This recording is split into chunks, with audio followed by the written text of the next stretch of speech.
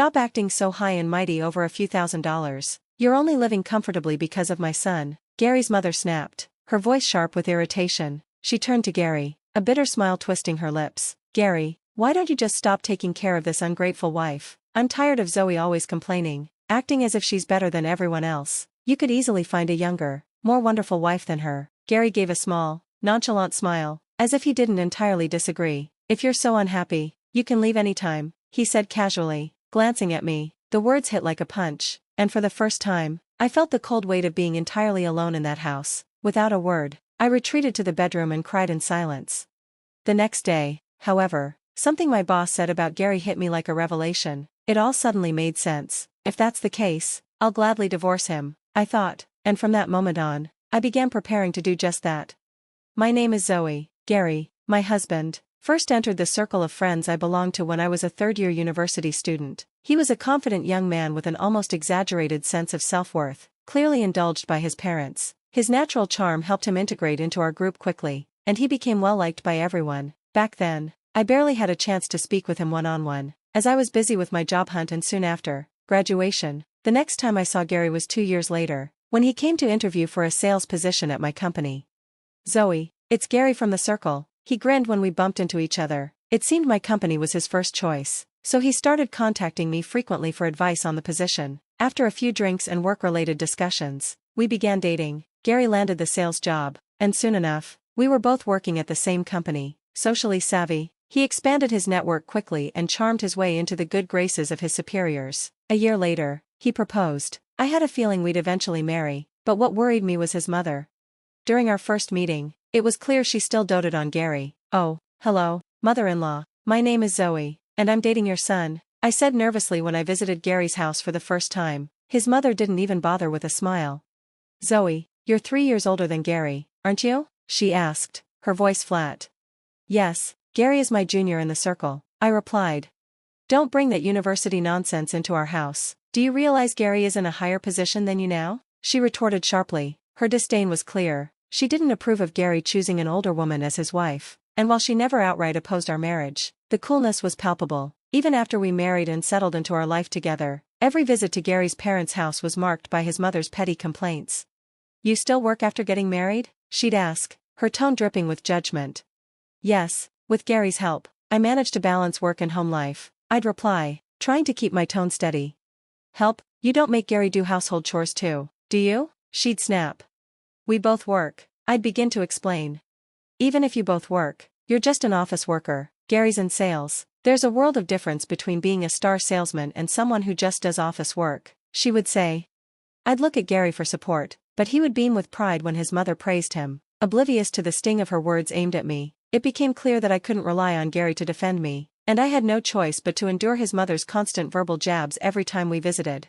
As time passed, Gary grew busier with work. He worked late, often through weekends, and we saw less and less of each other. Then, one day, while I was home alone, I received an unexpected letter. It was a debt collection notice. That evening, when Gary finally came home, I confronted him. "Gary, there's something I need to talk to you about," I said, holding the letter up to him. He sighed, his annoyance evident.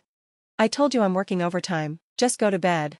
Ignoring his irritation, I shoved the letter into his hands. "This says you have debt. Explain this to me."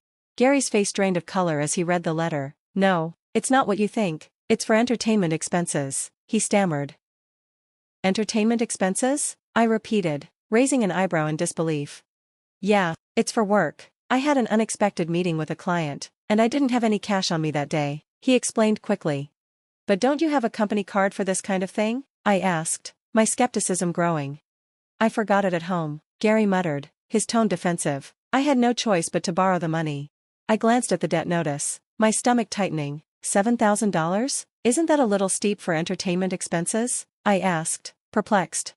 Gary shrugged, as if it was no big deal. I figured it was better to borrow it all at once rather than piece by piece. "It's for business, so the company will reimburse me." "Well, can you cover it with your savings until then?" I asked, trying to stay calm but feeling increasingly frustrated. "What? Why should I dip into my savings?" Gary scoffed, looking genuinely puzzled. "If we don't pay it back soon, we'll get hit with interest. Plus, we still need to save for the mortgage on this place," I said, trying to keep my voice steady. I wasn't entirely convinced by his story, But I couldn't let the debt grow any larger, so, reluctantly, I transferred $7,000 from my own savings, the money I had been carefully setting aside since before we married, to cover his loan. Gary seemed to get the message, promising that he wouldn't go out for entertainment again. He even promised to stay home with me that weekend. By the way, Gary added casually, why don't we visit my mother? It's been a while. I wasn't thrilled by the idea, but I felt guilty for not seeing her sooner, especially with how busy Gary had been, so I agreed. When we arrived, his mother greeted Gary with obvious warmth, but when it came to me, she was as cold as ever. I stopped trying to win her approval long ago. Whenever she started to criticize me, I would quietly slip into the kitchen to busy myself with making tea. It was far easier than sitting there and absorbing her constant verbal jabs.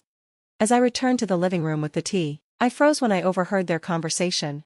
Is your married life really going well, Gary? His mother asked, her voice dripping with a concern I had never heard before. You're not being bossed around by Zoe, are you? Gary responded with a smug tone. Of course not. Zoe does whatever I say when it comes to housework and money. She even hands over her savings whenever I need it. I couldn't believe my ears. Was he referring to the debt I covered for him? Gary continued, proudly. If there's anything you want, just say the word. Zoe still has plenty of savings left, so she'll buy you whatever you want. His mother laughed, clearly pleased. Well, thanks to you, an old woman like me managed to get her married off, so she should be grateful and give something in return. I couldn't take it any longer. Enough, I said, my voice shaking with frustration. Both of them turned, startled by my outburst. That savings isn't just pocket change, I continued, trying to keep my composure. It's money I've been saving for our future, before we even got married, and what I gave Gary wasn't a gift. We agreed that he'd borrow it, and he'd pay me back once the company reimburses him. Gary, desperate to defend himself, added, well, when it gets reimbursed, why don't you buy something nice for my mother? You've ignored her for so long. As my wife, you should show her some appreciation. His mother nodded, clearly pleased with this suggestion. Gary is such a thoughtful son. Zoe, on the other hand, is a miserly wife who can't even buy her family a little gift. Hold on a second, I shot back. If it were just a small gift, I'd be happy to buy something, but we're talking about $7,000. That's not a small amount of money.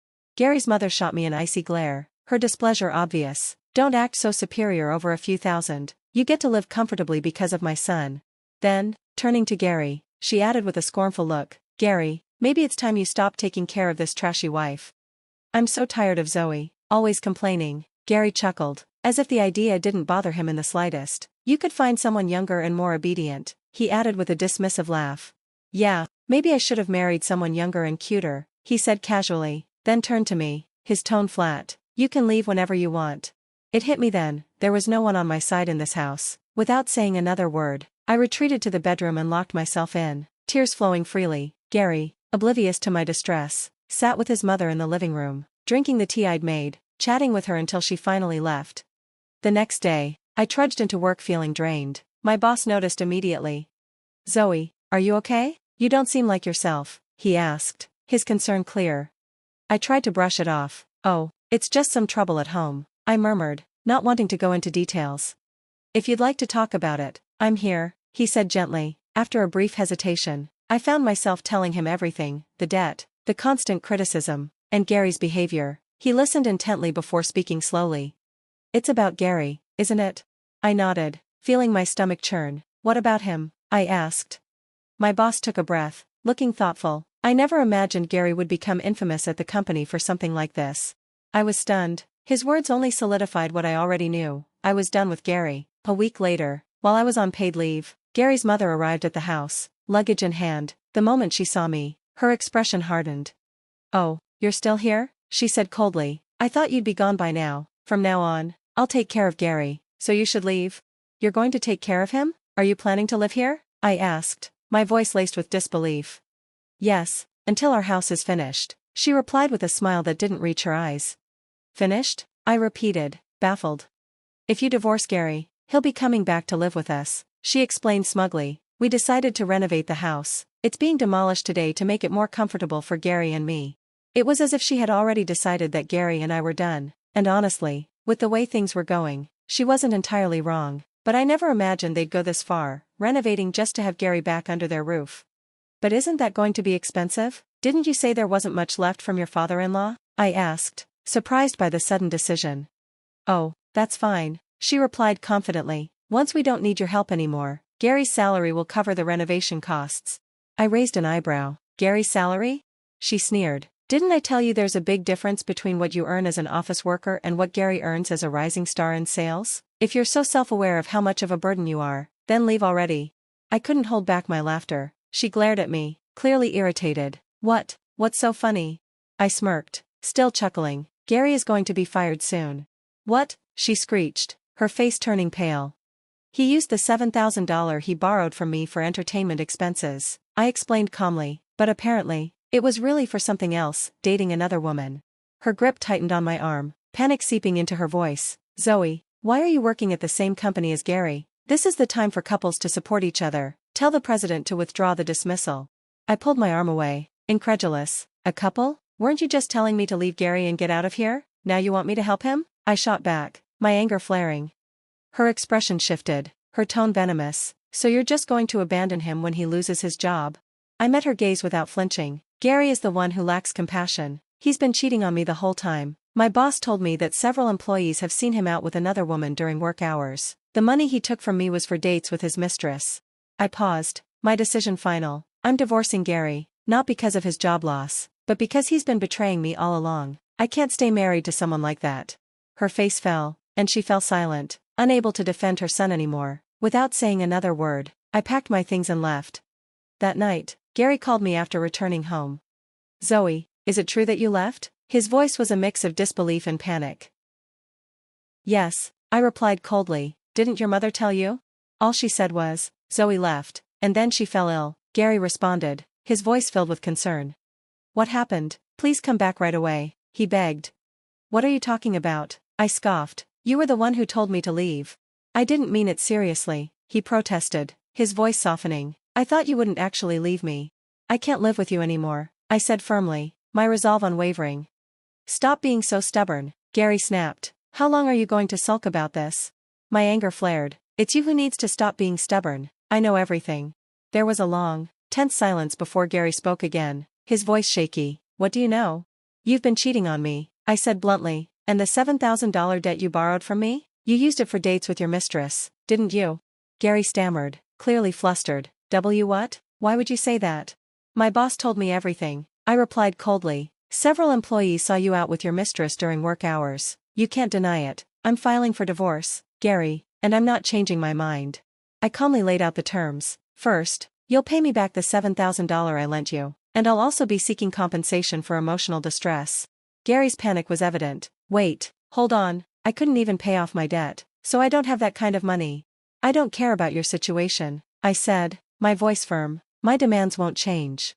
Zoe, please reconsider, Gary pleaded, desperation creeping into his voice. You are happy to marry someone younger and more popular like me, right? Let's not divorce. We can still help each other as husband and wife, he suggested. I don't think there's anything you can do for me anymore, I replied. Why not? He asked, his voice cracking. We've been living comfortably because of our combined income. Your debt ruined everything, and we won't be working together anymore, I told him bluntly. You're fired, I added, the finality of my words hanging in the air. Fired? Gary asked, still not grasping the severity of the situation. Your coworkers have been talking. They've noticed how you've been all talk and no action. They're aware of your carelessness with important tasks and your fraudulent expense claims. Gary, you were only popular at first because you were friendly with everyone, but now there's nothing of value in you, either for the company or me. I hung up without another word. Gary kept calling, leaving desperate messages on my answering machine, begging me to come back, to try again, but I ignored him. After a few days, I blocked his number. I moved forward with the legal procedures, including property division. With the help of a lawyer, we agreed to sell the house we had lived in for the division, but it sold for much less than expected. The remaining loan still needed to be paid, and although I had to take on that burden, the $7,000 I got back and the emotional distress compensation helped me manage. As for Gary, after being fired and with no prospects for future income, he had no way to pay off his debts. He was forced to declare bankruptcy. Without money to pay for his parents' house renovation, they had no choice but to sell it, losing their home in the process. Gary and his mother struggled without income, eventually finding jobs at an inn where they were allowed to live, but Gary's salary alone wasn't enough, so his mother had to take on physical labor. She quickly became exhausted, and Gary, who had relied on his charm and friendly nature, found himself useless and ridiculed by younger staff members. Meanwhile, I poured myself into my work. using the shock of my divorce as fuel to push forward. My boss took notice of my dedication and rewarded me with a promotion and a significant raise. We began going out for drinks more often, and he was always there to support me in the aftermath of my divorce. Recently, he confessed that he wanted to date me. Unlike Gary, who had proven to be unreliable, my boss was someone I could rely on. With that thought, I began to believe that maybe, finally, I had found a trustworthy partner. I allowed myself to hope again.